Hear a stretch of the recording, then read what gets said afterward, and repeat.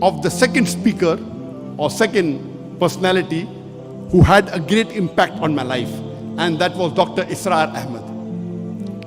Dr Israr Ahmed, may Allah grant him Jannah, he was one of the best Urdu speaking orators in the world that I know of. So I traveled all the way to Pakistan in 1991 to meet Dr Israr Ahmed. He was a medical doctor. He wasn't trained in any Islamic institute or Islamic university. He was a medical doctor inspired by Maududi, Jamaat-e-Islami, went to Tabligh Jamaat, they started his own organization, Tanzimul Islam. I went to Lahore to meet him. And I was shocked at his simplicity. The command that he has over the Quran. He also speaks in English, but mainly in Urdu. And I was impressed by it. So I purchased all his video cassettes and added to the video cassette library. And to cut the story short, I learned many things from him. I'll just mention two important things I learned.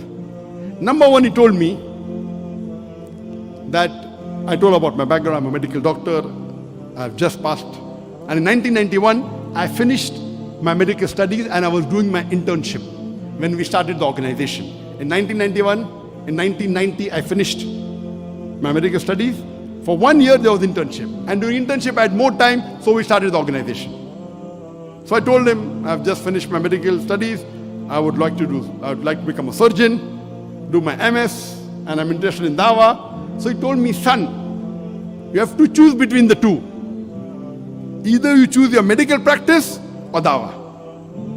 I, being a medical doctor, I practiced for 7 years and tried to do both. I could not. If you want to specialize, choose between the two one thing. Then, after his guidance, I chose to become a Dai. The second thing I learned from him was, he told me that if you want to become a Dai, see to it that you make your personal needs the minimum. I said, why? He said, if you make your personal need the minimum, with the least amount of monthly requirement, you can speak the truth more easily. You won't have to depend on anyone.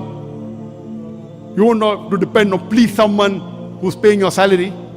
See to it that your needs are the least. And I saw that he had such a big institution, but what a simple man, Dr Israr Ahmed. May Allah grant him Jannah. And this thing, that not to spend excessively, was one of the cornerstone of my success.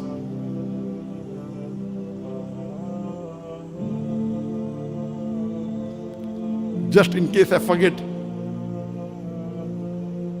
towards the end I may tell you, but today I require only 2,000 ringgit a month for me and my wife to survive. Only 2,000 ringgit. Very comfortably. Very comfortably. Not for my Dawah activity. Dawah activity, though I have to travel, fly, I pay my own money, that's different. That may be in large amount, but for my personal needs, 2,000 ringgit is sufficient. In Bombay it was 40,000 rupees. Here is 2,000 ringgit, sufficient. Inshallah, time permits, I'll come to it later on. So these two things I learned from Sheikh Ahmed Didan. And when I came back, I told my parents. Initially, when we started the organization, Islamic Research Foundation, I told my parents I will only be giving 2 hours a week. Because once I finished my internship, when I joined the MS surgery, I have to be there 24/6 or 6.5. Maybe I get half a day in a week free. So I spend some time with my family and 2 hours in this organization. But then I decided I will not do my post-graduation. I told my parents, I want to give 2 hours a day for Dawah and the balance time for my medical practice. My father had a roaring practice. My elder brother, Dr Muhammad Naik, also was a doctor. And my brother, he was a very good orator. So when Sheikh Ahmed Didat came, he was the MC because he was the Secretary General of his medical college. very good orator, not an Islamic speaker, but a general orator. So that's how Sheikh Deedat was impressed. So I told my parents, 2 hours dawah, remaining medical practice.